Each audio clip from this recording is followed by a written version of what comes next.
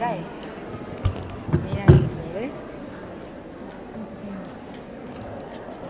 Y este es el libro.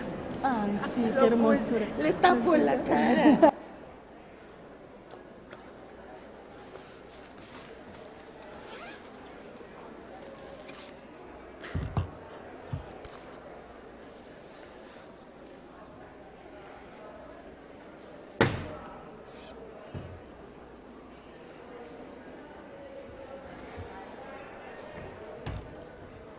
¿Qué pasó? El coordinador me dice que no hay otra actividad después de esta, entonces quizás podríamos tener, o sea, el tiempo puede ser flexible, si nos pasamos unos minutitos.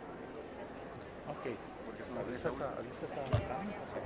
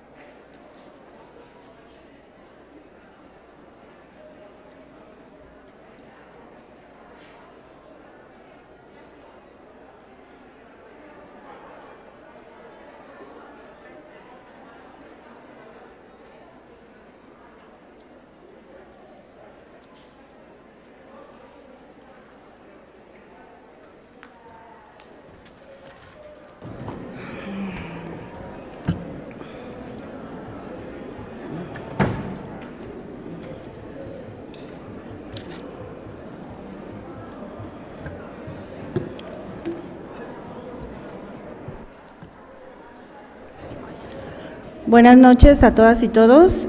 Tenemos 3 minutos para iniciar porque debe coincidir para la transmisión en vivo. Agradecemos de antemano su presencia y bueno, en 2 minutos que inicie la transmisión empezamos también nosotros.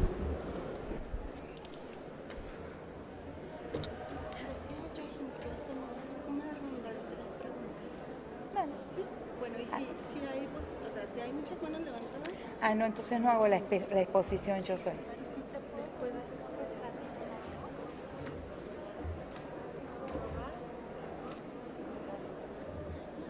Poner cara de buena.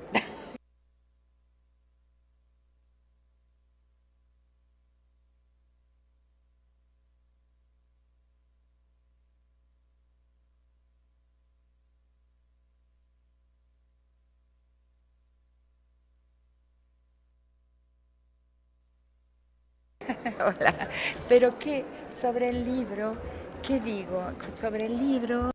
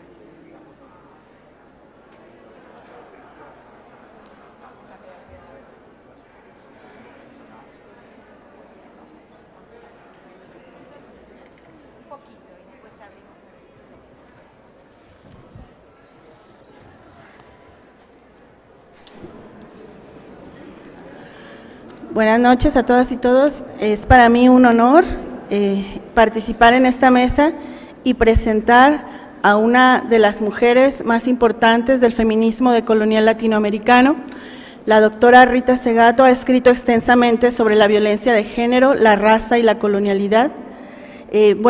conocemos su biografía, que es muy extensa, realmente podría yo utilizar la mayor parte del tiempo hablando de ella, pero quisiera señalar los aspectos más destacados.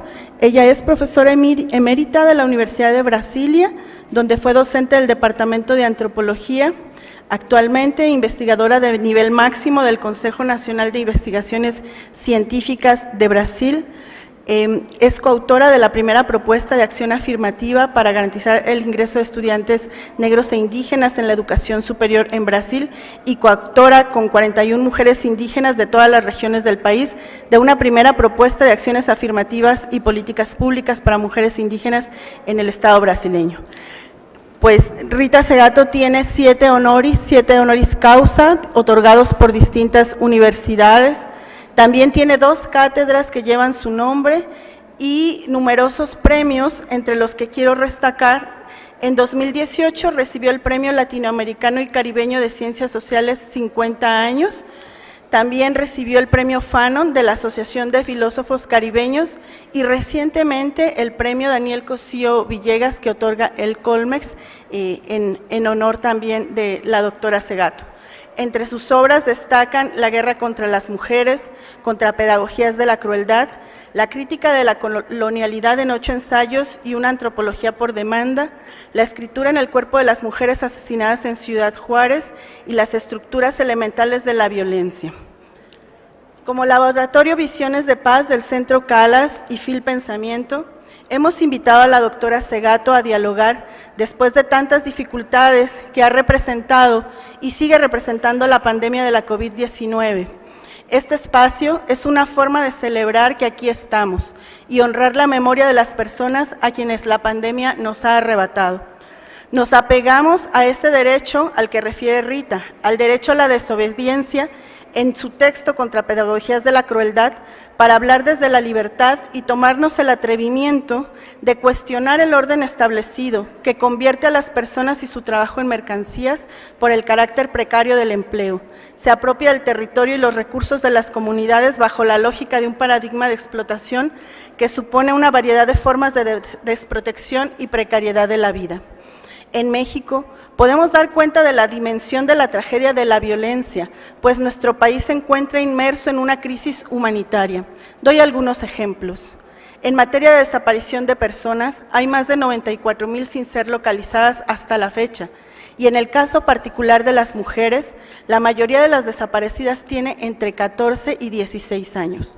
Lo que nos lleva a pensar en el tema de la trata y el comercio sexual, que Rita señala como un ejemplo de lo que significa la pedagogía de la crueldad. Cito: el ataque sexual y la explotación sexual de las mujeres son actos de rapiña y consumición del cuerpo que constituyen el lenguaje más preciso de la cosificación de la vida. Fin de la cita.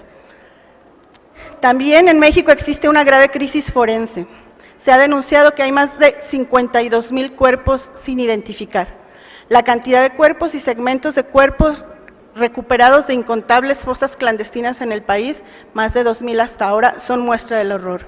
Jalisco, este territorio en el que nos encontramos y desde el cual se transmite la conferencia, tiene 3 de los 4 municipios de los que se han recuperado más cuerpos de fosas clandestinas a nivel nacional. Entre 2018 a 2021 se encontraron en Tlajomulco 277 cuerpos, en El Salto 199 cuerpos, en Zapopan 156 cuerpos. Con relación a la violencia contra las mujeres, en México, cada día entre 10 y 11 mujeres son víctimas de feminicidio. También es el país número 1 de embarazo infantil. Solo en el 2020 hubo 8,876 nacimientos de niñas madres entre 12 y 14 años. Hay numerosas comunidades rurales en las que persisten formas de matrimonio forzado para las niñas y adolescentes. México también se ha colocado en el primer lugar mundial de difusión de pornografía infantil. Podría continuar con una larga lista de violaciones a derechos humanos y formas de violencia, como las muertes de 49 niños en el incendio de la guardería ABC en 2009 en Sonora, que siguen en la total impunidad, la masacre a 72 migrantes en San Fernando en el 2010, la desaparición forzada de 43 estudiantes de Ayotzinapa en 2014. La interrogante quizá es, ¿cómo hacemos para que ese dolor no nos sea indiferente? ¿Cómo hacemos para construir contrapedagogías de la crueldad, como reflexiona la doctora Rita Segato, ante violencias estructurales, sistémicas, simbólicas, culturales y directas? Que nada de lo humano nos sea ajeno. Ese sería el reto a lograr para una sociedad que tenga como base los vínculos, que apele a la reciprocidad que produce comunidad y que ponga límites a la cosificación de la vida, como lo ha reflexionado la profesora Rita Segato. Sea usted bienvenida, sean bienvenidas todos y todos.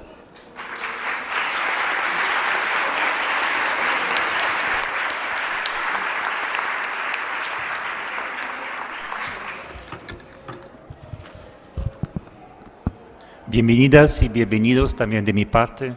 Muy bienvenida, estimada Rita. Muchas gracias por estar con nosotros y compartir tus planteamientos, tus reflexiones hoy en la noche aquí con nosotros. Y muchas gracias a la FIL por cedernos este espacio. Como ustedes saben, Rita Segato es considerada como una de las intelectuales más importantes de la actualidad. En el centro de sus reflexiones y de sus escritos, como bien ha señalado Carmen, está la violencia de género contra las mujeres. Igualmente, Rita se ha dedicado a los derechos de indígenas y de afrodescendientes, especialmente de mujeres indígenas y afrodescendientes. En México, por ejemplo, estudió los feminicidios de su ciudad Juárez. Como activista, ha combatido esta violencia de varias formas en diversos países latinoamericanos. Entre otras cosas, actuó como experta en el juicio contra militares guatemaltecos acusados de esclavitud doméstica y sexual de mujeres de la comunidad Ceposarco en 2016. Para nosotros, que estudiamos la crisis de la violencia en que se encuentran muchas sociedades contemporáneas, la propuesta de Rita es de suma importancia. Un ejemplo de los que nos preocupamos por esta crisis es el Laboratorio de Conocimiento y Visiones de Paz, Transiciones de la Violencia, entre la Violencia y la Paz en América Latina. Formamos un grupo de investigación interdisciplinario e internacional del Centro de Estudios Latinoamericanos Avanzados, CALAS, cuya sede principal está aquí en Guadalajara, en la Universidad de Guadalajara. Entendemos que el mundo actual se enfrenta a enormes desafíos, entre los cuales están, por ejemplo, la previsible escasez de recursos naturales y el cambio climático, los cuales nos exigen cambiar pronto nuestra forma de estar en el planeta. Al mismo tiempo, está claro que si no aprendemos a convivir de manera pacífica, va a estar aún más difícil atender a estos retos. Los que nos comprometemos por combatir, evitar o reducir la violencia, aprendemos con Rita Segato que la violencia no es una consecuencia de problemas de otra orden, como la desigualdad social o la falta de oportunidades, por ejemplo. O no solo es eso. Personas con pocos recursos no necesariamente agreden a personas con muchos recursos. Es más, no hay ninguna garantía de que personas con muchos recursos no agredan a los que no los tienen. Más bien, los escritos de Rita Segato nos ayudan a comprender que la violencia se aprende y no pocas veces incluso se aprecia. Es decir, la violencia rige la interacción social, por lo menos en parte o en determinados casos que hay que determinar. La violencia es una especie de estándar, un patrón social, de relación social. Podemos hablar de una cultura de la violencia, un orden conceptual que confiere sentido a la violencia en la medida, por ejemplo, en que confiere sentido, en que ella aparece como un recurso eficaz y aceptable de resolver conflictos. Rita Segato habla de una enseñanza cultural de la violencia, la cual denomina pedagogía de la crueldad. La idea es que esta pedagogía lleva a los sujetos a transformar lo que está vivo en un objeto y en una cosa.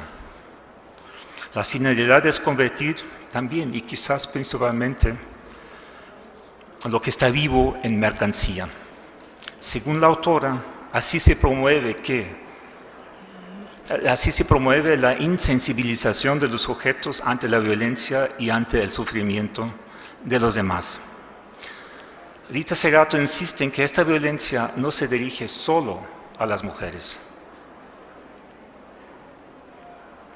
o contra las mujeres. Sin embargo, como la sociedad patriarcal implementa un orden, una jerarquía social y de género, la violencia se vuelve en primer lugar en contra del género subordinado y en contra de otros grupos dominados. Como ya dije, no es suficiente estudiar la violencia, por tan importante que sea. La violencia, su cultura y sus pedagogías. Más bien urge desarrollar alternativas que entendemos como pacíficas. La experiencia histórica nos muestra que el Estado, por fundamental que su rol ha sido en desarrollar relaciones sociales no violentas, no ha sido capaz de evitar los desastres de violencia colectiva, ni tampoco eliminar la violencia individual o doméstica.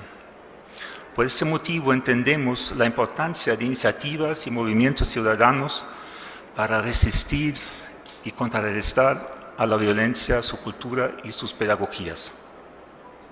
Hay que reconocer el rol que en muchos casos, y particularmente en América Latina, tuvieron las mujeres en la oposición a la violencia y que tienen hasta hoy en día, si pensamos en los muchos colectivos de buscadoras, de familiares desaparecidos, por ejemplo, el caso que acaba de mencionar Carmen.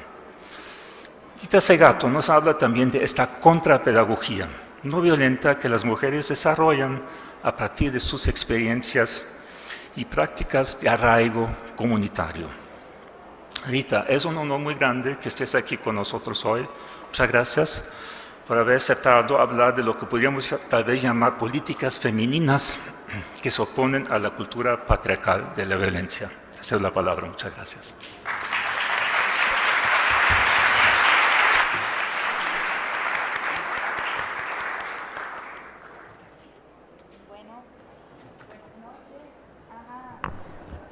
Vuelvo a empezar. Buenas noches, muchas gracias por las presentaciones, muy agradecida. Estoy un poco molesta por el sonido de afuera, me distrae. Si fuera posible mantener la puerta cerrada, lo agradecería. No se puede. Bueno, entonces, contarles un poco cómo surge la idea de la pedagogía de la crueldad. Y creo que hay dos momentos, dos experiencias, dos sorprendentes informaciones, no sé cómo llamarle mejor, que están por detrás de la idea de que existe una pedagogía de la crueldad. La primera, y son, digamos, a uno se le ocurren los nombres, las ideas, las categorías, los conceptos en la vida, o sea, en el curso de la vida. Y a mí me sucedió en determinado momento cruzarme, y eso lo relato en algunas entrevistas y también en un texto que se llama Patriarcado del borde al centro, en el que en un momento me cruzo con la sala de la televisión en mi casa en Brasilia y veo una escena. Y paro, digo, esa escena me parece conocida, yo ya he visto esa escena. Paro ante la televisión y me doy cuenta de que era La Naranja Mecánica. Entonces miro un poco más y La Naranja Mecánica hoy, que fue la película más violenta y más censurada de la historia del cine, inclusive censurada en su propio país de origen y en el país del autor de la novela y en el país de Kubrick, del director de la película y de Malcolm McDowell, el actor de la película, o sea, en el Reino Unido y también en casi todos los países de nuestro continente. Yo la vi en México en 1974 y era chocante por la violencia que mostraba. Hoy parece un chiste. Entonces, ¿cómo es posible una cosa así? ¿Cómo puede ser que algo que fue en su momento en 1972, 73, yo la vi en 74 en Ciudad de México, que es un país que no la había prohibido, Argentina sí, y hoy ha perdido completamente su capacidad de impacto en el receptor, o sea, en la audiencia? Entonces empecé a indagar y encontré una entrevista con el actor Malcolm McDowell, que en una ocasión más reciente, esto está relatado en ese texto, da una entrevista y dice que cuando la filmó quedó enfermo y que hoy la película es una comedia. Entonces empecé a preguntarme, ¿qué está pasando con nosotros? ¿Cómo puede ser que nuestra sensibilidad, nuestro umbral de sensibilidad a la crueldad y a las violaciones, porque la escena central de la película es una violación, ha caído tanto, se ha modificado tanto en el término de 74, 84, 94, 20... 30 años, menos de 30 años. Eso a mí me encendió así una curiosidad y me llamó a intentar pensar que a algo estamos siendo sometidos que nos ha vuelto insensibles. Luego encontré un relato, una entrevista al New York Times de una persona muy conocida, como era en un principio Bradley Manning, el principal atravesador de información a Assange, y encuentro una entrevista en la que él relata lo siguiente: me crié en una oficina de computadores, de arreglo de computadores, de mi padre, que había sido un soldado norteamericano, y en esa oficina me crié jugando videojuegos. O sea, pasé mi infancia y mi adolescencia en videojuegos y luego me alisté a las Fuerzas Armadas de los Estados Unidos porque quería ser de alguna forma normal. Sentía que en mí, dice Manning, había algo diferente. Y esto está en el New York Times, también lo cito, por ahí está. Puede ser fácilmente encontrada la entrevista a Manning en el New York Times. Y entonces, cuando me alisto en el ejército norteamericano, me colocan inmediatamente perciben que tengo una gran facilidad con computadores y con sistemas y me colocan en el trabajo de archivo para archivar fotos y películas de la guerra, del frente de guerra en Medio Oriente. Trabajo que realizo, cuenta él, por varios años, hasta que soy transferido a Irak. Y en Irak continúo realizando el mismo trabajo de archivo de imágenes de la guerra hasta un día en que en la ruta entre un cuartel y mi lugar de trabajo veo en la ruta un enfrentamiento real, o sea, veo morir, o sea, veo matar. Y eso es tan conmovedor. Yo cuando lo leí en la entrevista lloré, me causó una gran emoción y fue también otro vislumbre como el de la naranja mecánica, porque él dice así: cuando vi un enfrentamiento real por primera vez en mi vida, cuando vi morir, me di cuenta de que eran personas. Entonces, esos dos relatos están por detrás de la formulación de la idea de la pedagogía de la crueldad. Fuimos sometidos a una pedagogía de la crueldad entre la fecha de estreno de la naranja mecánica y los días de hoy, y tenemos el relato de una persona que mataba en los videojuegos, que archivaba fotos y vídeos de guerra y no se daba cuenta de que quien moría eran personas. Es algo absolutamente extraordinario. Yo le llamo a esto la primera conversión de Manning, la conversión en ser humano. La segunda conversión se da en sus años de aislamiento en la cárcel, porque pasó muchos años, no me acuerdo si 7 o 8, de aislamiento en una cárcel de seguridad máxima, y ahí se transformó en mujer. Y pasó de ser Bradley a ser Chelsea, una bella rubia. Entonces, le llamo a esto las dos conversiones de Chelsea Manning, que son su humanización, muy bien relatada en esa entrevista. A partir de ese momento yo digo, pero entonces estamos todos y todas nosotros y nosotras sometidos a una pedagogía que nos va encalleciendo. O sea, hoy en realidad lo llamaría de una programación. Una programación neurofisiológica, prefiero, últimamente he encontrado esa palabra como mucho más adecuada que neurolingüística y como mucho más adecuada que entrenamiento. Es una programación. En el entrenamiento es posible elegir, hay un margen de elección, por lo menos para algunas personas. En la programación no hay margen de elección, o sea, hay una reestructuración, una modelización de nuestra sensibilidad, de nuestras personalidades, y yo creo que la personalidad modal de nuestro tiempo tiene una estructura psicopática, es decir, no siente. Tenemos bajísimo umbral, bajísima capacidad de sentir. Después lo experimenté yo misma, cuando expuesta a los relatos de la guerra, no deberíamos llamarle guerra, los relatos del genocidio indígena de Guatemala. No le llamo guerra, no es una guerra, es un genocidio. Entonces, en esos relatos yo encontraba, cuando elaboré el peritaje sobre el caso Sepur-Zarco, que en la primera vez que escuchaba algún relato de estos, me enfermaba, o sea, permanecía 2 o 3 días en un estado de ánimo muy pésimo, para la palabra exacta, muy mal. Después, pasados esos 2 o 3 días, conseguía volver al relato y comenzar a analizar lo que se me relataba. Y en un tercer momento conseguía narrarlo, conseguía contarle a alguien, mira, esto sucedió. No hubiera jamás conseguido inscribirlo en el discurso, o sea, contarlo en el primer momento.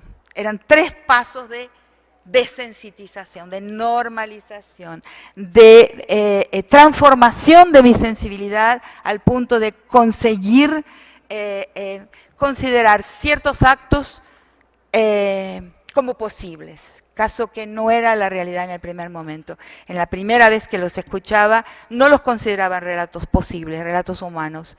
Y luego lentamente mi umbral de adaptativo iba incluyéndolos dentro de las posibilidades de acción humana. Entonces,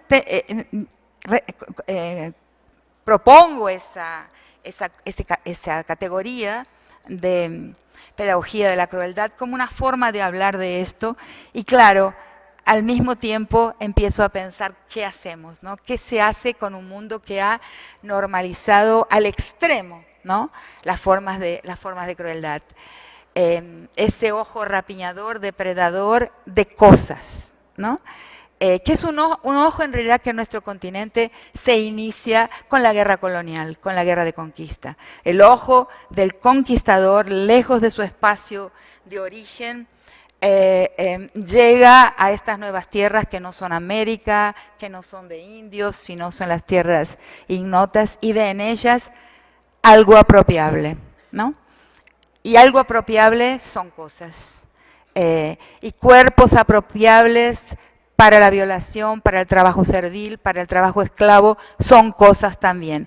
Ese es el ojo que inventa la cosificación del mundo. El ojo colonial, conquistual, primero, es el ojo que inventa la cosificación del mundo. Y al hacerlo, quien mira, el detentor, el sujeto de ese ojo, también se cosifica. Eso no se puede olvidar.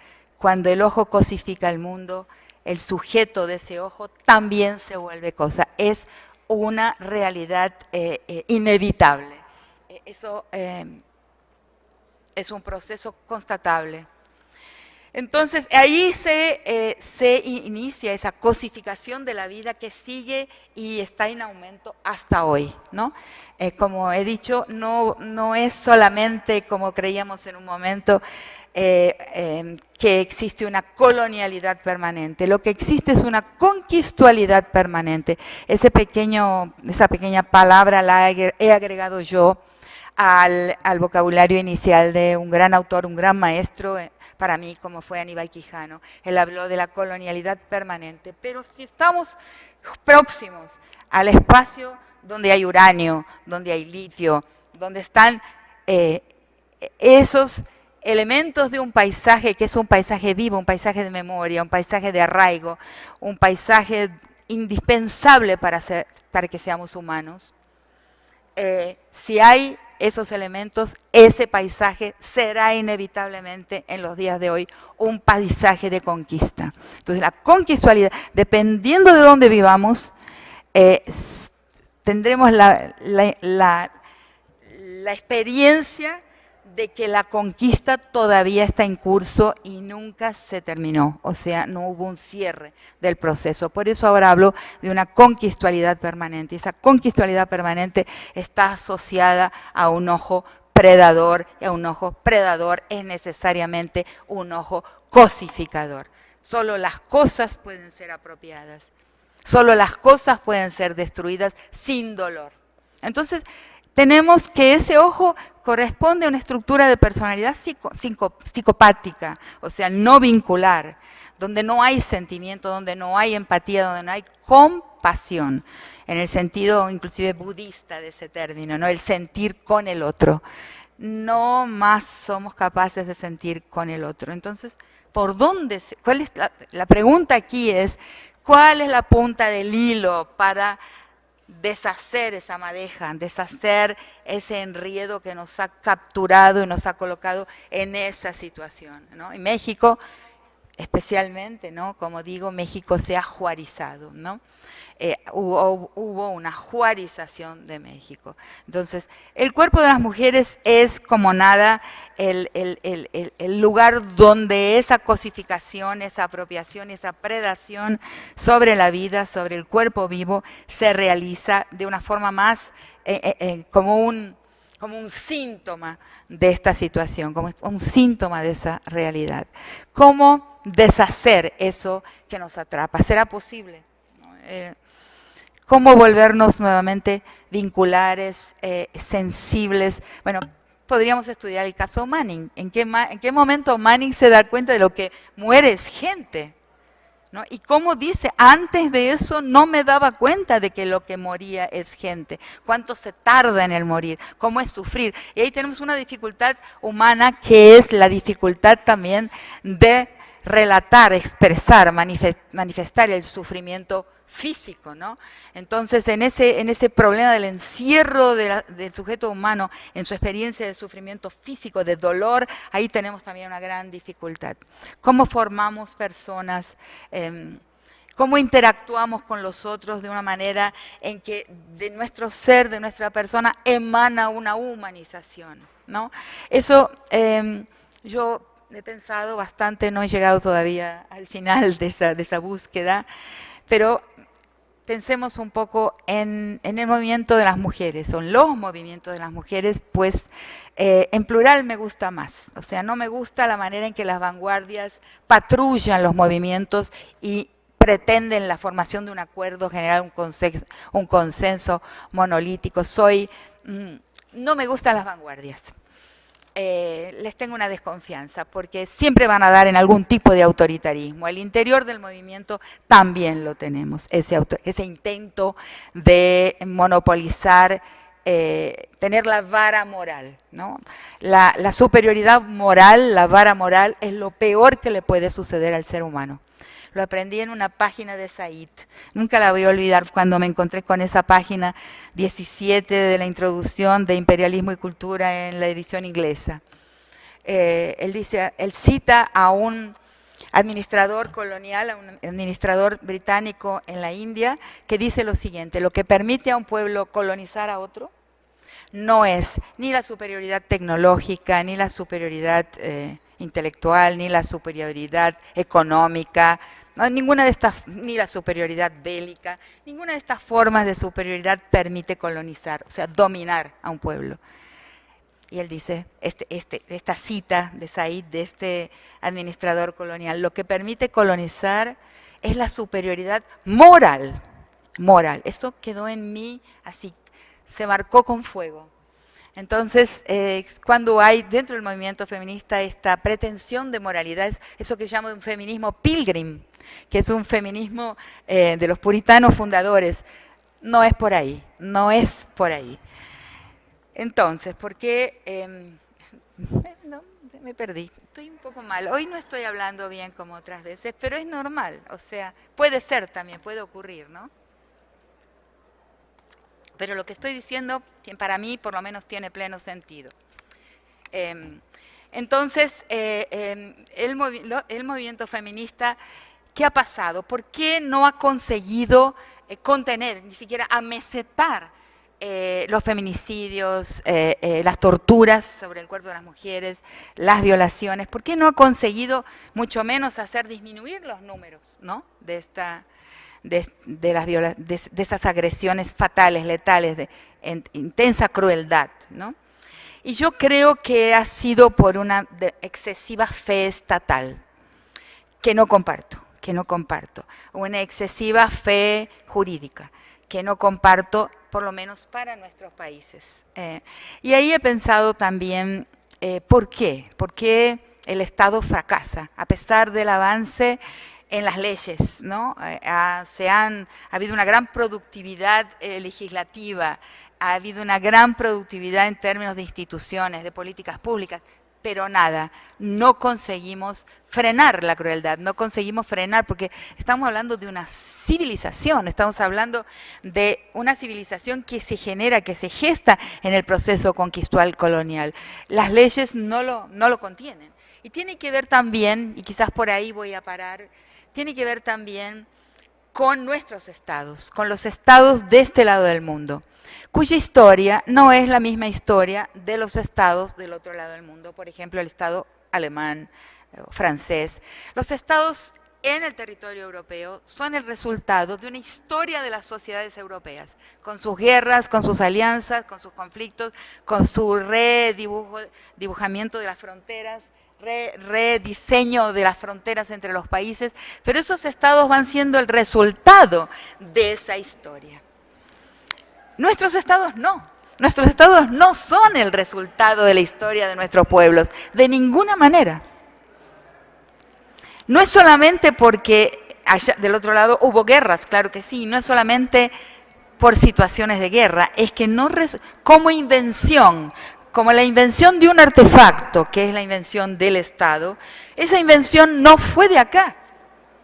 O sea, nuestros pueblos, y esto lo digo como antropóloga, nunca han dejado de ver el Estado con exterioridad. O sea, el Estado es exterior con relación a lo que gestiona, con relación a lo que administra, las vidas de las personas, el territorio y todo lo que existe en ese territorio. Los Estados nunca perdieron esa distancia de exterioridad porque no son, como artefacto, no son el producto de una historia de aquí, de los pueblos nuestros. Entonces, por más que pasemos leyes, no tocamos la vida de la gente. Esas leyes no tienen una relación causal con la vida. Y eso tiene consecuencias para muchos de los debates del presente. La ley no causa comportamiento. La ley no toca a las personas nunca dejan de ver. Digo las personas, no las personas ilustradas que van a la universidad, pero la gente nunca deja de ver ese lenguaje del Estado, que es el lenguaje de las leyes, como algo que está lejos. El Estado es la policía, el Estado es la fuerza del orden, que es una fuerza bruta, autoritaria, armada. El Estado es para temerle. Entonces, en el caso mexicano, una cosa que he propuesto, y toda Colombia, el Triángulo Norte de América Central, lo que se genera entonces es un paraestado, un segundo estado, como le llamo en mi texto sobre Ciudad Juárez, una segunda realidad, como le llamo 10 años después en mi texto Las nuevas formas de la guerra y el cuerpo de las mujeres, o sea, un paraestado con su paraeconomía, con su paralegalidad, con su paraseguridad o parapolicía y hasta inclusive con su paracomunicación. Una segunda realidad completa que rige la vida de la gente, que contiene a la gente, que le dice lo que se puede y lo que no se puede y cuáles serán los castigos. Entonces, en ese espacio, en ese territorio, y ahí sí quisiera agregar algo. No es solamente la trata, el comercio sexual lo que causa la vida de las mujeres, lo que causa la violencia contra las mujeres, sino que la violencia contra las mujeres es un lenguaje, es una forma de, y esto lo he visto en Ciudad Juárez, es mi hipótesis sobre Ciudad Juárez y es mi hipótesis después para diversos comportamientos violentos, la Mara, la pandilla en El Salvador, en el Triángulo Norte de América Central. Esa violencia no es para algo, no es para nada que no sea mostrar al mundo que estos territorios están apropiados, o sea, por la ausencia del Estado, por la incapacidad del Estado debido a su falta de legitimidad en el territorio que administra, se generan formas de comunicar que el territorio está adueñado, o sea, que hay dueños.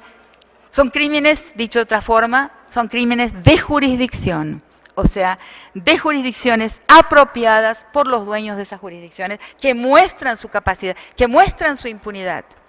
El problema no es la impunidad, el problema es que esos crímenes son para mostrar impunidad. Una impunidad que se origina en el hecho de que estos territorios tienen dueños. Y posiblemente esos dueños, espero que no están aquí. Espero que no sabemos, no podemos saber. Entonces, todo eso es una esfera entrelazada de cuestiones y yo creo que el desmonte de esa esfera, que parece inescapable en el momento, es entenderla. O sea, la teoría es fundamental.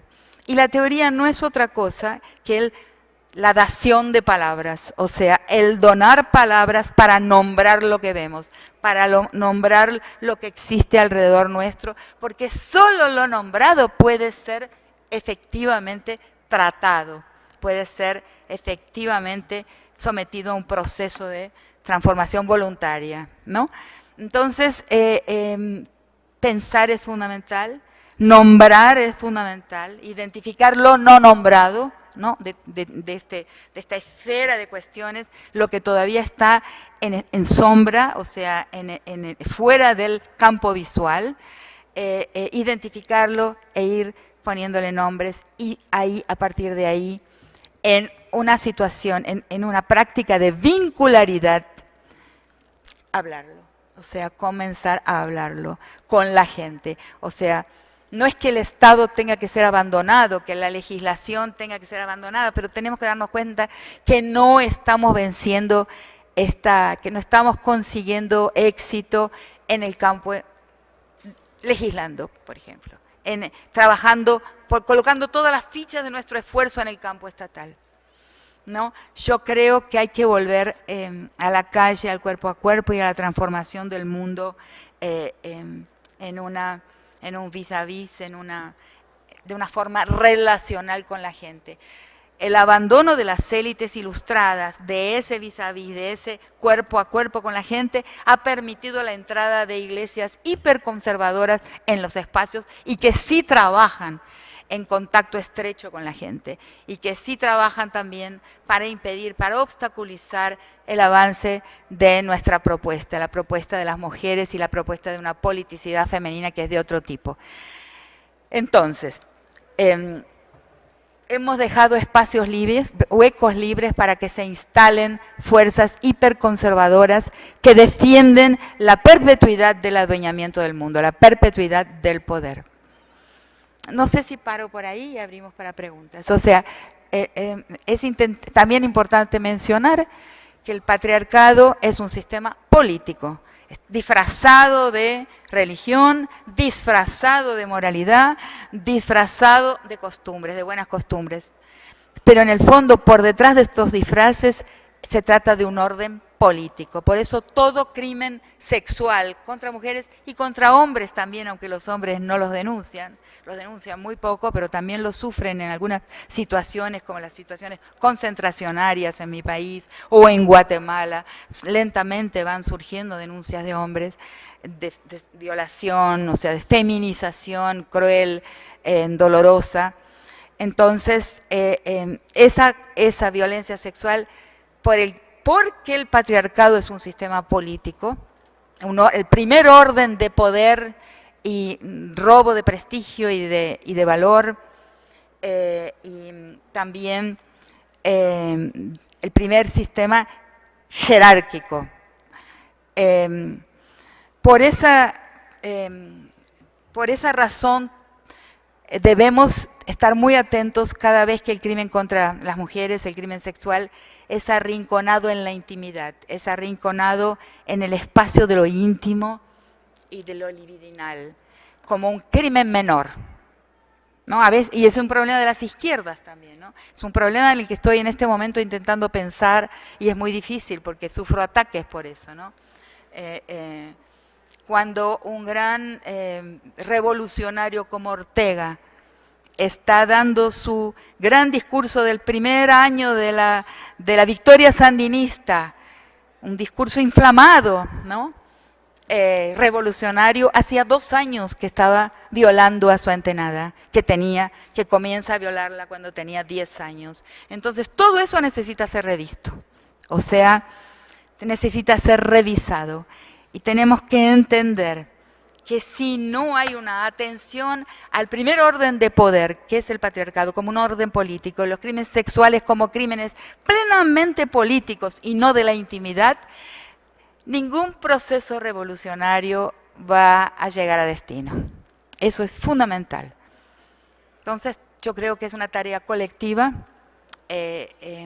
y una tarea de las prácticas de las personas en la colectividad, de los que queremos redireccionar la historia hacia otro horizonte, hacia un destino más benigno para más gente, que es mi definición de revolución. Revolución es conseguir, intentar encontrar una manera de reorientar el camino histórico hacia otro lugar, que no es el lugar hacia donde se está orientando en el presente. Creo que dejo por ahí, no sé si respondí las expectativas, pero es lo que me dio ganas de hablar.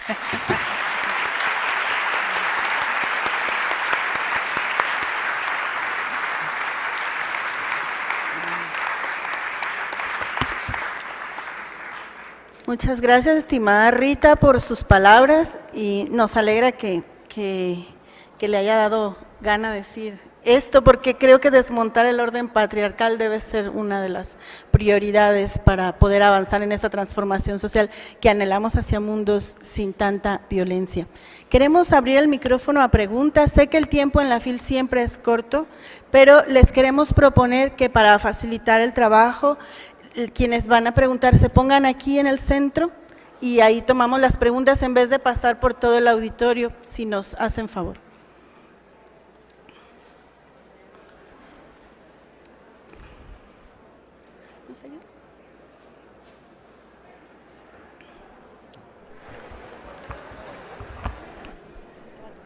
Muchas gracias. Entonces nos quedamos con estas 5 personas y preguntas en principio. Adelante. Gracias, pues primero que nada muy contenta de por fin poder conocerte en persona.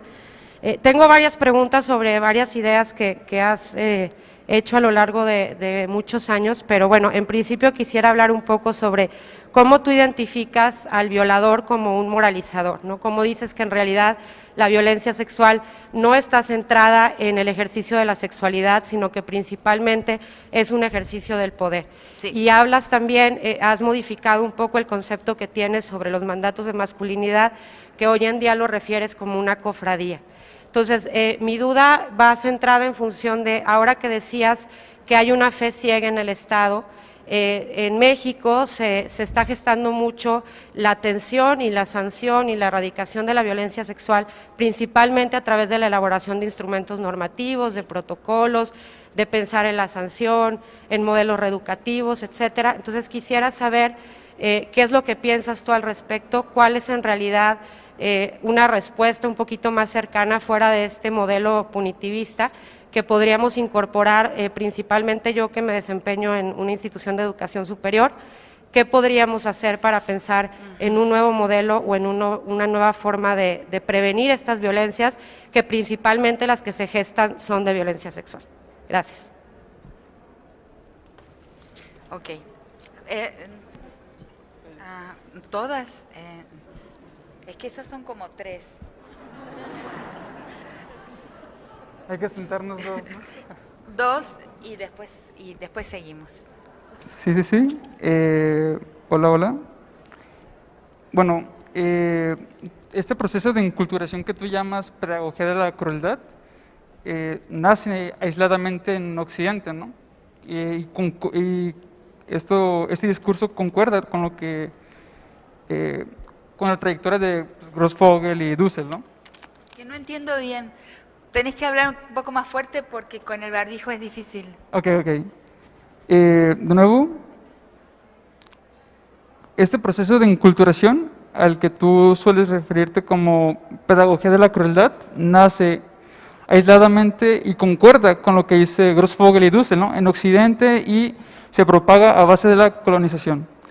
Sí. Esa tradición se ve reflejada en el Estado y concuerda con, pienso yo, con lo que dice Gasset en Rebelión de las Masas. Porque, bueno, y nace la pregunta, ¿por qué? Bueno, porque esta crueldad se ve por el anonimato, o al menos es lo que me das a entender. ¿Se ve qué? No entendí la palabra. ¿Se ve? Reflejado o identificado con el Estado por un anonimato, ¿no? ¿Anonimato? Anonimato, sí, sí, sí. Y bueno, tú dices que esto se puede atacar a través de la práctica colectiva. Y bueno, creo que fue interesante el COVID, o al menos la perspectiva que estuve viendo yo en los estudios antropológicos, es que a base de la colectividad se pudo atacar distintas aristas, ¿no? Dentro de las distintas problemáticas que surgieron, como el proceso de individualización, etc. Me nace la pregunta, ¿qué crees que hace falta para... bueno, a ver, voy a reformular la pregunta. Creo que la contracultura puede ser el mayor aliado para seguir incentivando esas prácticas, ¿no? Hacia la colectividad. ¿Qué crees que hace falta para generar mayor atención a este tipo de prácticas? Porque si bien a mí se me ocurría muy vagamente el agonismo de Chantal Mouffe para, pues, tener un enemigo en común y ante este enemigo, pues, crear lazos de colectividad, ¿no? Reconociendo claramente la pluralidad en la sociedad. Y esa sería como la pregunta, no sé si entendiste. Bueno, dijimos 5 preguntas porque saben que en la FIL los tiempos son muy puntuales y entonces si cada uno hacemos una intervención de 5 minutos no nos va a dar. Y si pueden hacer una pregunta, por favor, para que de una vez les retome la doctora y pueda contestar en bloque. Bueno, contesto lo más rápido que pueda conseguir, ¿no? Es que no se vale hacerlo tan rápido. ¿Cómo? Que estas preguntas son complicadas. Porque sí, la pregunta inicial importantísima de por qué creo que el violador es un moralizador, no me acuerdo las palabras exactas como fueron dichas, pero ese es un tema muy importante, que lo he escuchado inclusive en entrevistas con entrevistadores. Por ejemplo, un entrevistado que allá en el principio, antes de escribir las estructuras elementales de la violencia, tanto a mí como mis colaboradores, mis estudiantes que hicimos juntos y juntas el trabajo en la cárcel de Brasilia, una vez un entrevistado, un sentenciado por violación, nos dijo, no, pero yo nunca violaré una crente. Crente, en portugués, significa una mujer evangélica. Nunca violarías una evangélica. No. Eso es una clave importantísima que muestra que el violador, para violar, tiene en su cabeza, vamos a decirlo de una forma hiper abreviada, el mito adánico. La mujer es frágil moralmente. O sea, ese mito adánico que pone a la mujer en la posición de quien es tentable, perdura hasta el presente, les puedo afirmar, les puedo asegurar, en la cabeza de un violador. O sea, la mujer, y además ese mito adánico en realidad es universal, con diferentes relatos, con diferentes mitos, con diferentes cuentos. El discurso de que la mujer es frágil moralmente, tentable, desobediente, perezosa, inclinada al sexo de forma desreglada, etcétera, lo podemos encontrar en todos los continentes. Yo cito un mito en las estructuras elementales de la violencia de los Baruya de Nueva Guinea, también está en África, también está en nuestro continente amerindio de los Piaroa, los Zona. Encontramos sociedades indígenas que van a hablar de la mujer originaria cuyo castigo funda la historia del pueblo. O sea, el castigo de la mujer funda la historia del pueblo. Eso podemos decir que es universal, no porque yo sea capaz de afirmar que está en todas las sociedades conocidas, porque no soy mitóloga, pero sí podemos decir que es universal y muy arcaico, porque está en el globo, porque está en el globo. Y el hecho de que es muy arcaico, pero que es una narrativa, nos dice que no está en la biología, sino que es el relato de una derrota. Porque si no, no necesitaría de un cuerpo para volverse ley, para volverse normativa. O sea, el hecho de que es una ley humana está comprobado por el hecho de que necesita una narrativa para fundarse. Y la narrativa es de la fragilidad moral y la inclinación a la desobediencia de las mujeres, de la mujer originaria, y la necesidad de disciplinarla, domesticarla y moralizarla para que la civilización exista, para que el pueblo exista, la sociedad exista. Y eso yo lo escuché. ¿De dónde lo saqué? De escuchar a los violadores y lo que dicen sobre su acto moral de disciplinar a la mujer violada, que está bajo sospecha. Y eso es lo que las tesis dicen cuando en su texto, que de una forma increíble se globalizó. Increíble, ¿por qué? Porque no tuvo el respaldo ni fue empujada por ningún medio global, por ninguna cadena mediática global, y de repente abrimos los ojos y el violador eres tú, el violador es el Paco, el violador es el policía, el juez, el Estado, estaba en el mundo. Es un fenómeno tan curioso, porque fue de boca en boca. Eso comprueba también que el boca a boca y cuerpo a cuerpo existe y puede cambiar la realidad, más que el Estado posiblemente. El fenómeno, las tesis, muestra que hay un flujo, una corriente de comunicación que fluye independiente, que podría fluir. Y en este caso, de ese ejemplo, fluyó independientemente de la cobertura de los medios, y con una expansión mundial increíblemente veloz. Eso nos da una esperanza. La calle, ¿no? La canción, la fiesta y lo que llamo una politicidad en clave femenina, que es de otra forma. Las mujeres ocupamos la calle de una forma diferente a como han ocupado la calle los sindicatos, los partidos políticos y las agrupaciones que llamamos políticas, pero que son tradicionales y que son de cuño masculino. Cuando las mujeres ocupamos la calle, es una fiesta, o sea, es una celebración, y hay una gran intimidad de cuerpos, se generan amistades y hay una confianza inmediata entre las mujeres presentes ahí. Y no hay una padronización bélica como es la marcha de las organizaciones políticas en un sentido convencional y patriarcal en la calle. Entonces, aprendamos de esto, aprendamos de lo que funcionó, de lo que demuestra que puede funcionar. Inmediatamente después vemos las elecciones en Chile y vemos que el Estado no tiene muchas esperanzas, o sea, es fácilmente apropiable. Nuestros estados, con esa historia que les relaté, a medias, porque hay mucho más para decir sobre esa historia. Por ejemplo, hay para decir que quienes hicieron las guerras de la independencia, todos los grandes personajes de la guerra, de los que pusieron el cuerpo a la guerra de las independencias, murieron o en la mayor penuria, o en el exilio, o asesinados. O sea, entonces, es quien se apropió del aparato estatal fueron los criollos, o sea, españoles o hijos de españoles del lado de acá, y fundaron estados que tienen manijitas, que son apropiables por las élites y son inclusive atravesables de generación en generación por élites. Entonces, quien no es élite, cuando ingresa al Estado, a desde allí tener las llaves de los cajones en donde están los sellos que permiten distribuir las riquezas de la nación, decidir el destino de la riqueza de una nación. Quien no es élite se elitiza cuando ingresa al espacio estatal. Entonces es un peligro, porque eso responde a una arquitectura de nuestros estados y a lo que llamamos un error de fundación.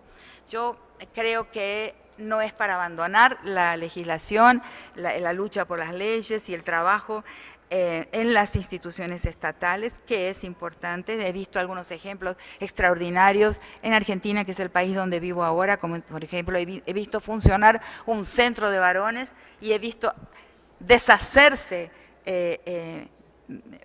varones golpeadores que por su físico se veía que ingresan con una agresividad y una tensión y una violencia contenida y disponible, una imposibilidad de soportar frustraciones, que es una característica de los hombres, una gran dificultad de procesar adecuadamente lo que los frustra, lo que les coloca un obstáculo a su voluntad, a su deseo, a su interés. Y he visto en ese centro de varones de la provincia de Córdoba, realmente a través de un proceso de relación con los hombres ahí ingresados para penas alternativas, he visto la transformación operada en un espacio estatal. Eso sucede, pero eso no debe tener como resultado y consecuencia el abandono del cuerpo a cuerpo, de la política en la calle, que es lo que, y de la política vincular, ¿no? Que es lo que yo creo que es capaz de transformar la vida de las personas. Entonces, lo que me preguntó la primera persona, el tema de la disciplina, del violador disciplinador, está en el Génesis.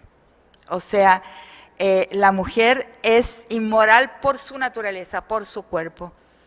Es una composición, naturalmente, una narrativa, como digo, y debe ser moralizada. Y el violador se coloca en esa posición y no es un desviante.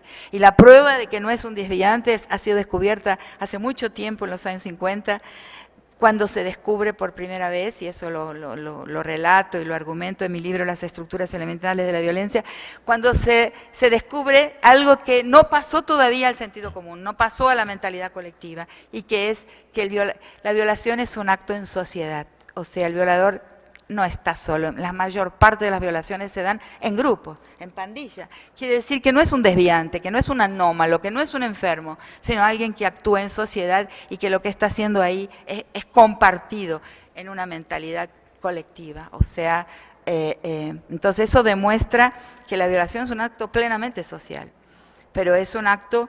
Y ahí voy a responder la otra pregunta que tiene que ver con esta, que tiene que ver con el mandato de masculinidad, la cofradía.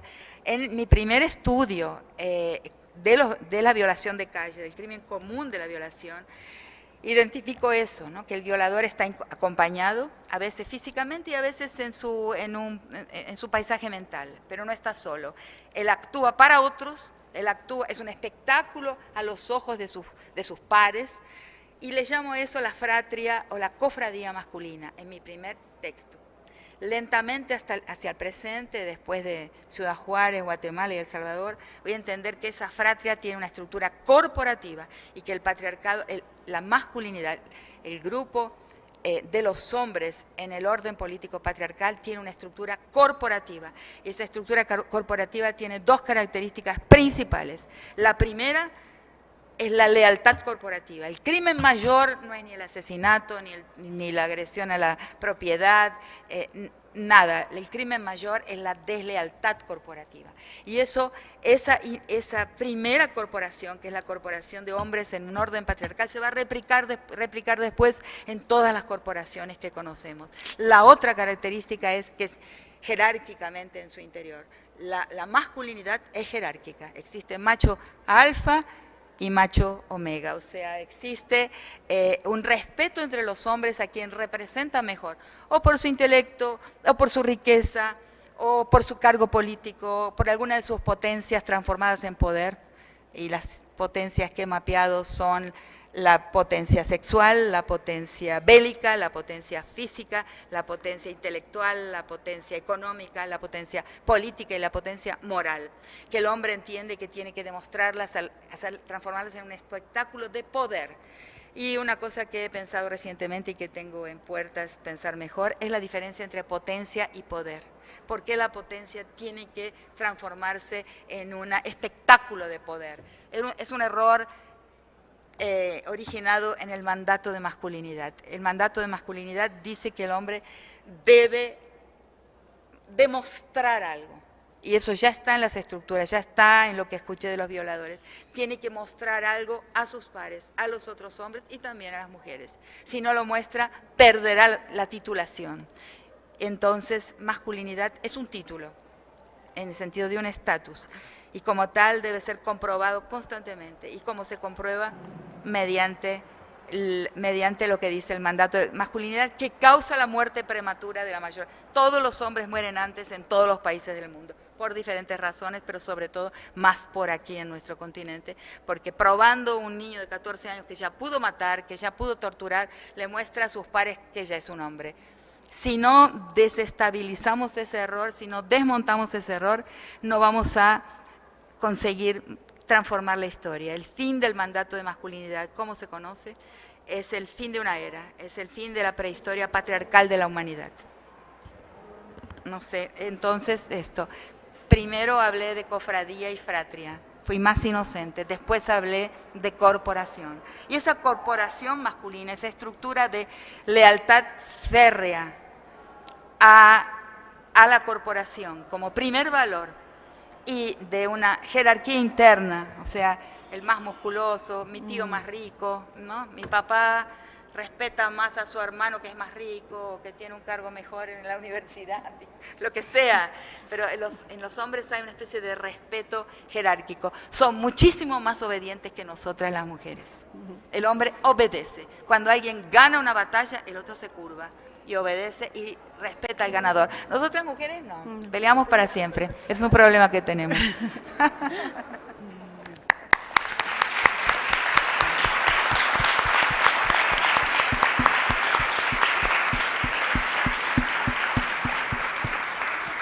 Nos avisan que tenemos que concluir, pero queremos escucharles.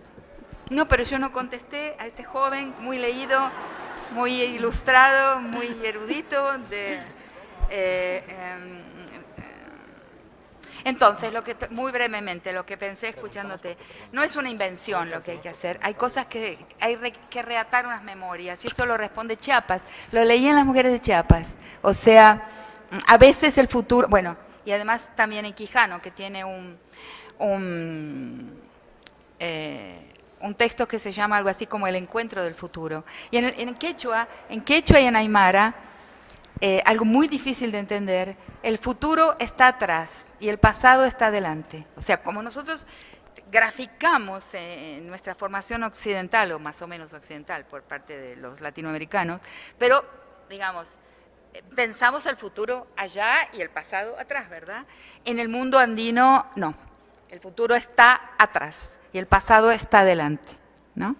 Entonces, eso también de alguna forma lo he escuchado en Las Mujeres de Chiapas, lo he leído porque no he escuchado a las mujeres zapatistas. He estado en Chiapas, pero no es algo que recolecté yo, de que quizás hay que encontrar el futuro en lo que fue rasurado por efecto de la colonización en el pasado. Entonces no se trata de una invención, se trata de un reatamiento de hilos de la memoria para encontrar elementos que están en nuestra experiencia hasta hoy, pero es una experiencia censurada, rasurada, incompleta por efectos del poder colonial. Bueno.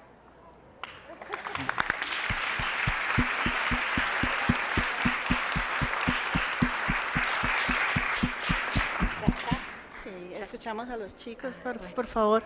De lo que habla de la deshumanización, ¿usted considera que la noción base del capitalismo que nos motiva a escalar por sobre los otros para conseguir nuestros objetivos es uno de los factores de la normalización de la violencia entre pares y que ha llevado a nuestra sociedad a caer en la anomia?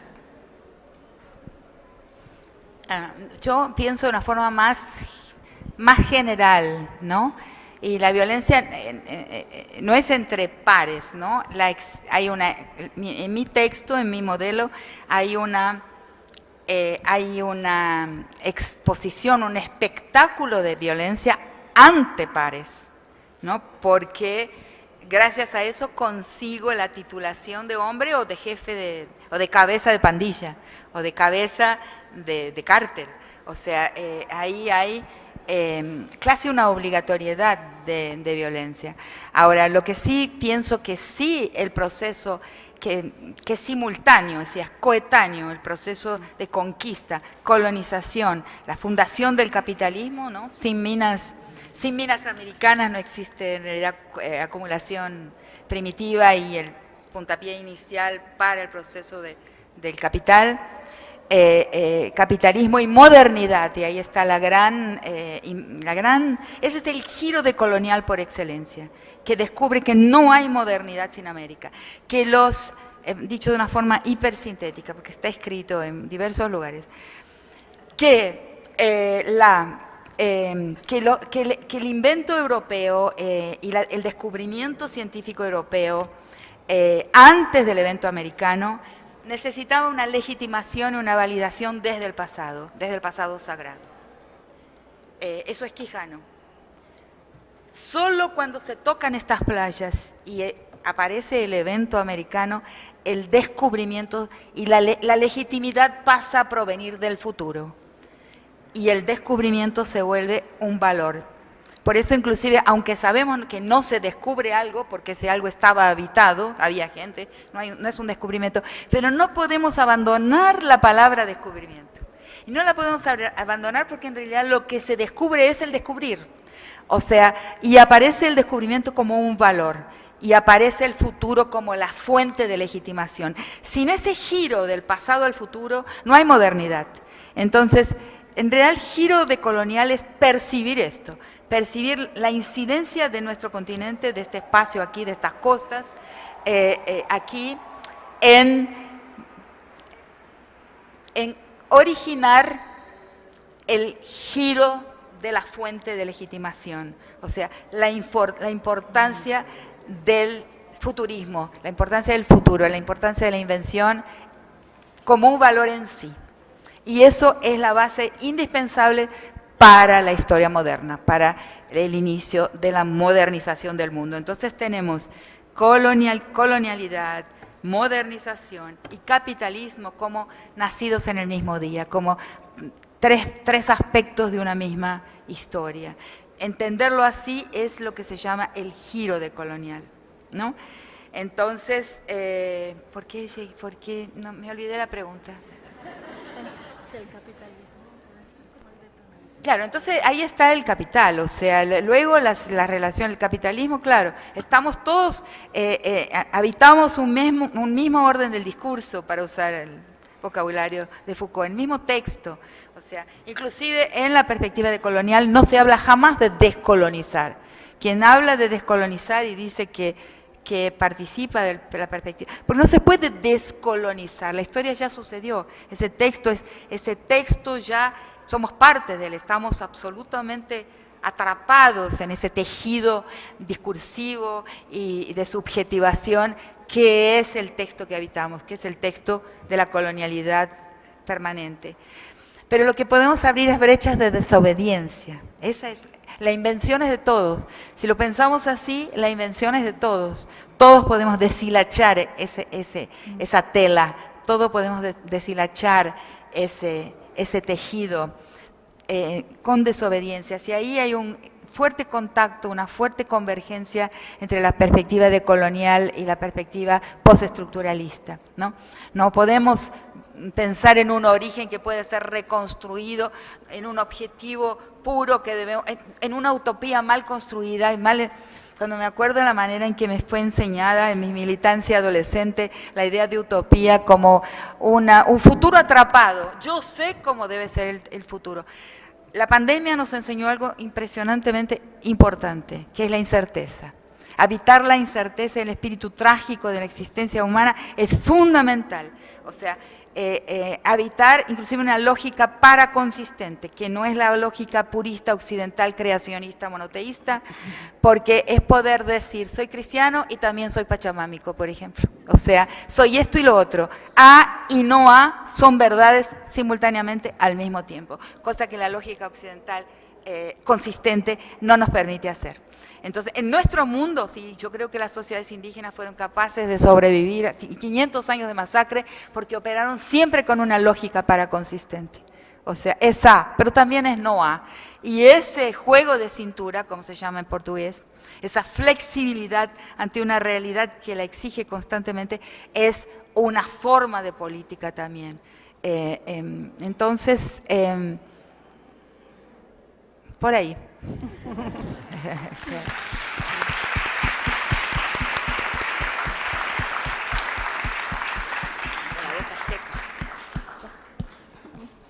Buenas noches. Bueno, mi comentario está un poco basado en la criminología crítica y es sobre cuando mencionó lo de la naranja mecánica, cómo nos hemos deshumanizado, cómo antes algo nos impactaba y ahora lo vemos como una comedia, como lo menciona. Y es de que la globalización y la meritocracia, que pues la vemos en todos lados, con publicidad, con productos, con estatus, si esta podría ser una causa de la criminalidad y el patriarcado, y si para desconstruir y buscar un nuevo horizonte o una solución, que aunque considero que no sería nada fácil, si reestructurar nuestro sistema socioeconómico, sería parte del progreso de una solución, ya que ahorita estamos en México, posee un sistema capitalista y pienso que muchas de las factores o razones de la criminalidad se deben analizar desde ahí. Sí, claro, pero no encontramos voluntad, o sea, hacer eso, y lo hemos intentado, o sea, los procesos revolucionarios lo han intentado. Lo que es necesario con frialdad y coraje, coraje no en sentido mexicano, coraje, como decimos los argentinos, ¿cómo se dice en México coraje?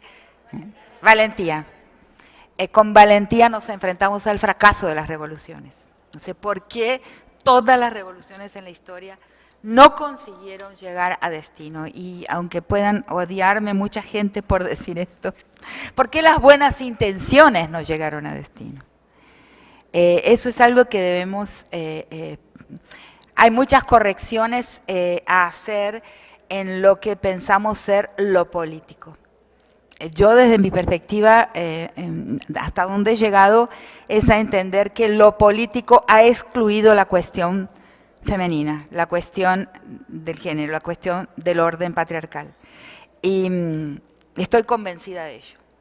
Y hay diversos ejemplos sobre esto. Entonces, si vamos a destruir el sistema económico, el capital, el capitalismo, lo intentamos diversas veces, pero el resultado ha sido nefasto. Nefasto. Miremos a dónde estuvieron las revoluciones anticapitalistas y realmente no me gustaría vivir en ninguno de esos países. O sea, no me gustaría estar como habitante en ninguno de los países a lo largo de esos procesos, porque acabaron en autoritarismos durísimos para las personas que tuvieron que allí vivir.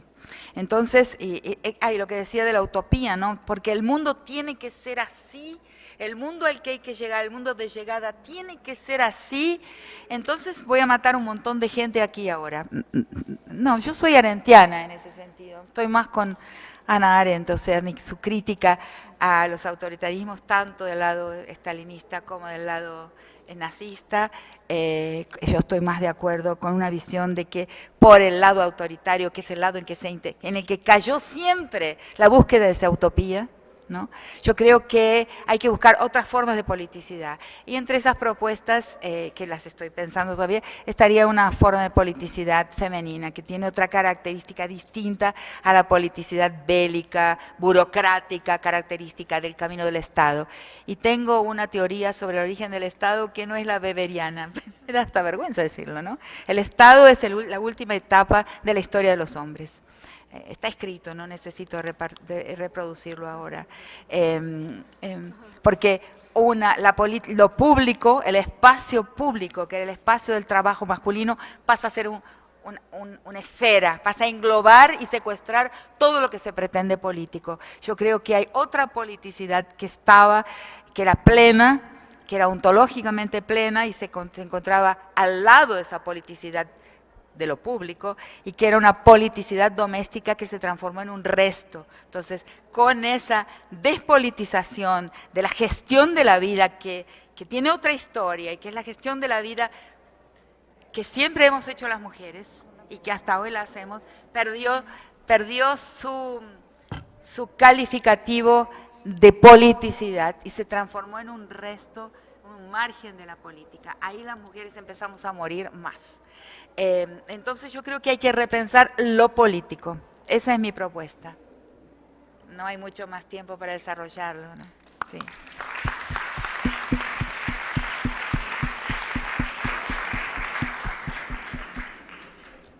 Cerramos con tu pregunta, adelante. Hola, bueno, muchas gracias por compartir tus ideas con nosotras. Yo quería preguntarte, para irnos tal vez un poquito más optimistas o esperanzadas, ¿cómo podríamos en nosotras o en nuestros círculos empezar a vincularnos de esa otra manera que podría, al margen del Estado, empezar a generar un cambio social? ¿Por dónde podríamos empezar? Bueno, yo creo que yo también tengo un optimismo y divido los avances de nuestro movimiento, digo tres cosas. También no tengo la bola de cristal, ¿no? No, es un trabajo de todo el mundo, juntos. Lo primero que digo es que en el campo discursivo, nuestros temas, nuestras cuestiones se hicieron presentes en todas partes. Uno no ve una película, un seriado de televisión, unas noticias, en donde de alguna manera no esté indicada la cuestión de género, las cuestiones que las mujeres estamos apuntando, el tema de nuestras reivindicaciones, está nombrado en algún lugar. En el campo discursivo tenemos grandes victorias. En el campo de la violencia, no. Y yo separo completamente esos dos campos. Entonces, sí soy optimista en este sentido de que no está ignorado más en ningún lugar el tema de las reivindicaciones femeninas, por un lado. Por el otro lado, veo que nuestros antagonistas de proyecto histórico, o sea, aquellos que defienden el interés de los dueños en un mundo adueñado, como es el que habitamos, con mucha rapidez, con mucha velocidad se han lanzado a la calle, han puesto sus huestes en la calle para hablar de ideología de género, con mis hijos no te metas, y en fin, todos los eslogans que en menos de 10 años, o sea, nosotros el feminismo tenemos unos 70 años de construir un pensamiento, una reflexión feminista que tiene los estantes más grandes de las librerías físicas y virtuales. Es mucho tiempo pensando y acumulando crítica y propuestas. Pero rápidamente, en 10, 12 años, tenemos una gente en la calle puesta por los empresariados de las iglesias, que yo llamo hoy el talibanismo, los talibanes cristianos, ¿no? ¿Y por qué les llamo los talibanes cristianos? Porque, por ejemplo, he escuchado una conferencia del obispo Macedo, que es el fundador de la Iglesia Universal del Reino de Dios, diciendo una conferencia en su iglesia, y la tengo grabada, en la que dice que no dejará a sus hijas ir a la universidad. Qué raro, digo, eso nunca estuvo en el proyecto de la Reforma. No es parte de la Reforma en sus iglesias clásicas. Eso es un cristianismo fundamentalizado y talibán. O sea, ellos, entonces, ¿por qué digo que esto es parte de nuestra victoria? Al revés de como es leído habitualmente. Porque nos tienen miedo. O sea, porque muy rápidamente han colocado una gente en la calle que ni sabe muy bien lo que dice. Yo sí creo que no saben lo que dicen, que necesita una bandera, y los han colocado a intentar frenar nuestro movimiento, frenar lo que le estamos diciendo a la humanidad, no a nosotras mismas, porque ese es otro tema. El movimiento feminista, las reivindicaciones de las mujeres no son para las mujeres, son para todos y todas y todes, y como quieran llamarle a la multiplicidad de deseos y formas de afectividad que existen en este mundo. Entonces, no es para las mujeres. Lo que entiendo como feminismo es un proyecto antisistémico, como era el proyecto antisistémico de los años 60 y 70 del marxismo, que viene ahí la formación del campo crítico de mi generación. Y entonces es un movimiento antisistémico por la humanidad y por la reorientación de la historia en una dirección más benigna. Entonces sí creo que algo hemos transitado y algunos intereses de los dueños estamos tocando, porque si no, no se rearmarían con tanto miedo, con tanto impaciencia y desasosiego a ocupar la calle para decir las tonterías que dicen, ¿no? De norte a sur, de México a Chile, diciendo estas mismas cosas. Por la vida nada, ¿no? La lechuga está viva y nos la comemos también. No sé, no. Es una invención para ver cómo se frena la despatriarcalización, el desmonte del mandato de masculinidad, porque sin mandato de masculinidad no hay guerra, no hay reclutamiento para la guerra, de ningún tipo de guerra, y las guerras defienden la propiedad, defienden el poder. Entonces, hay un desasosiego, como dije, en el campo de nuestros antagonistas de proyecto histórico. Y ellos nos están diciendo que constituimos una amenaza. Entonces, sí tengo esperanza. Ellos nos lo están diciendo.